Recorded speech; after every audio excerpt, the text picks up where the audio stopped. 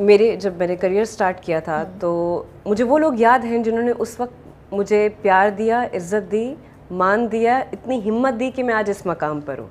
और वो लोग भी याद हैं जिन्होंने टफ टाइम दिया। खैर वो भी मेरे वेल विशर ही हैं एक तरह से, अगर वो ना करते तो आज मैं सवा कमर ना होती। तो इसलिए मैंने आपको रिप्लाई किया था। नहीं, शुक्रिया बहुत बहुत। और मैं वाकई में बड़ी खुश हो गई थी। मैंने कहा ना 7वें आसमान पे थी मैं। आपने कहा एक जगह कि इस काम से पेशेंस और आजिज़ी सीखी है मैंने। हाँ।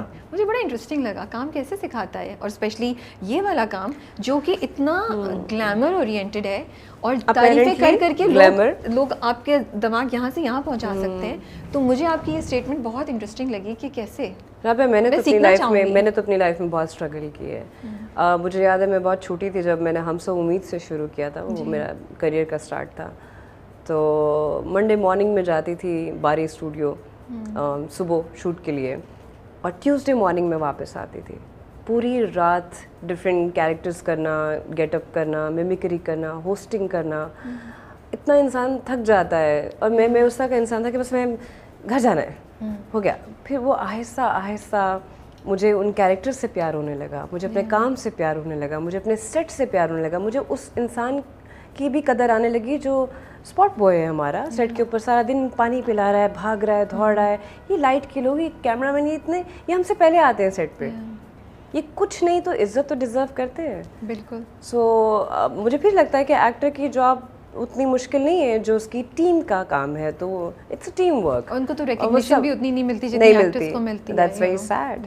मुझे इस बात पे बड़ा अफसोस है। लेकिन इस काम ने भी मुझे इज्जत और आजिज़ी दोनों चीज़ें सिखाई। बट कुछ हुआ जिससे आपको लगा, कोई वाकया हुआ जिससे आपको लगा कि हाँ मुझे ये चेंज करना चाहिए अपने अंदर? ऐसा कुछ हुआ? ये ओवर द टाइम ही आपने छोटी-छोटी चीज़ें, डे बाय डे, रोज़ आप एक नई चीज़ आपके सामने आती है, एक चीज़ एक्सपीरियंस करते होते, लोगों से आप मिलते हो, उनसे आप सीखने का मौका मिलता है। हाँ, ऑफ कोर्स कुछ ना कुछ एग्जैक्टली एक वाकया तो नहीं है, यहाँ तो वाकयात की भरमार है। कोई शेयर कर सकती हैं? कुछ याद आता है? मेहनत का एहसास होता है। जब मैं पूरी रात शूट करके सुबह आती थी तो मेरा दिल नहीं चाहता था मैं अपने घर की मेड को भी उठा के कहूँ कि मुझे खाना गर्म करके दो। तो मुझे तो मैं उसकी नींद क्यों ख़राब करूँ, क्योंकि वो जागना और जाग के काम करना, क्योंकि आपने खुद इतनी मेहनत की होती थी तो आपको लगता हाँ, तो वो मुझे ये बड़ी आपने इंटरेस्टिंग बात बताई। और ऐसा है जब हमने ज़िंदगी में वो खुद काम नहीं किया होता तो हमें किसी के दर्द का एहसास नहीं होता जब तक हम उस दर्द से खुद नहीं गुजरते। तो इस काम ने मुझे एहसास सिखाया। ट्रू। हिंदी मीडियम ने कैसे चेंज किया आपको as a person? I know आपने ये शेयर किया है कि किस तरीके से उसने क्राफ्ट में आपको चेंज किया। क्राफ्ट में और आपका विजन, आपका दिमाग खुला है जब आप ट्रैवल करते हो, दुनिया देखते हो, डिफरेंट कल्चर देखते हो, डिफरेंट लैंग्वेजेस, लोगों से मिलना, उनका स्टाइल, उनका लाइफ स्टाइल, उनका कल्चर। फिर मुझे लगता है कि आप एक सोसाइटी में एक जगह पे रहते हुए उतना इवॉल्व या उतना आपका दिमाग नहीं खुलता, आपका लाइफस्टाइल उस तरह का नहीं होता जब तक आप एक डिफरेंट एनवायरनमेंट में नहीं जाते। ट्रू। तो वहाँ जाकर फिर आपको बहुत सी चीज़ों का पता चलता है। और चैलेंज भी होते हैं आप? चैलेंज, हाँ बिल्कुल होते हैं। वो इंडस्ट्री डिफरेंट थी। उसके अलावा फिर जब मेरी ये फिल्म आई थी लाहौर से आगे, इसके लिए हमने फिल्म के प्रमोशन के लिए US का, UK का, इधर उधर जितने भी हमारे ट्रिप थे और वो सब किए। तो कुछ और ही था एक्सपीरियंस, उससे काफ़ी सिखाया। हिंदी मीडियम के सेट से कोई शेयर कर सकती हैं वाकया, कोई मज़े की बात? हाँ, सबसे मज़े का वाकया ये था कि दिल्ली में जब मैं शूट करी थी इरफान खान साहब के साथ, तो फिल्म ये हमारी बड़ी ईद थी। अच्छा। हमारे यहाँ तो कभी भी ऐसा नहीं होता कि हम ईद पे अपने घर वालों के साथ ईद ना करें, लेकिन मेरे लिए आना मुश्किल था, वो वीज़ा और सारे इश्यूज़ जो हमारे होते हैं। तो मैं सेट पे थी उस दिन दिल्ली में ही। तो मैंने इरफान सर से कहा कि मुझे ईदी चाहिए आज मैं घर पे नहीं हूँ, तो अब आप ही हैं मेरे बड़े, हाँ मुझे ईदी देंगे। तो उन्होंने मुझे ईदी दी थी। That note, I have that note. Oh wow, that's so nice. तो मैंने कहा मुझे आपके इस पे सिग्नेचर भी चाहिए, मुझे ऑटोग्राफ दीजिए और डेट भी मेंशन करें। तो मैं सोच रही हूँ इसको फ्रेम करवा लूँ। You should. ये तो बहुत ही मेमोरेबल चीज़ है और बड़े दिल को छू जाने वाली चीज़। खाना बनाती हैं आप? Tough question. मेरी मम्मी बहुत अच्छा खाना बनाती है और मेरी ज़िंदगी की एक ख्वाहिश है, विश लिस्ट में ये चीज़ है कि मैं उनसे कभी खाना बनाना सीख लूँ। भी शौक नहीं है आपको? लेकिन बना लेती हैं? हाँ, उल्लू बना लेती हूँ। नहीं, खाना बना लेती हूँ, वो बना लेती हूँ जो मुझे पसंद है, जो डिशेस मुझे लाइक। आई लाइक मटर पुलाव, शामी कबाब। You know, मटर पुलाव बनाना is one of the most difficult things. It is chicken कढ़ाई, एक स्पेशल चिकन कढ़ाई जो सिर्फ टमाटर और ग्रीन चिली से बनती है, वो बना लेती हूँ, इस तरह की चीज़ें। हाँ, पराठा, ऑमलेट, ये चीज़ें बना लेती हूँ। But do you cook yourself? I don't, but I want to. अब मैं मतलब अपने लिए बनाना चाहती हूँ। कुछ और निकलने वाला था। अब मैं कीमा करेले बनाना चाहती हूँ और मैं कीमा आलू बनाना सीखना चाहती हूँ। Seriously? Okay. क्यों? किसको पसंद है सबा? मिशी जीमा को। नहीं, कीमा आलू मुझे लगता है कि अब लाइफ में सीख लेना चाहिए। कीमा आलू हमारी कॉमेडी डिश है। अच्छा, तो आलू गोश्त में नान है।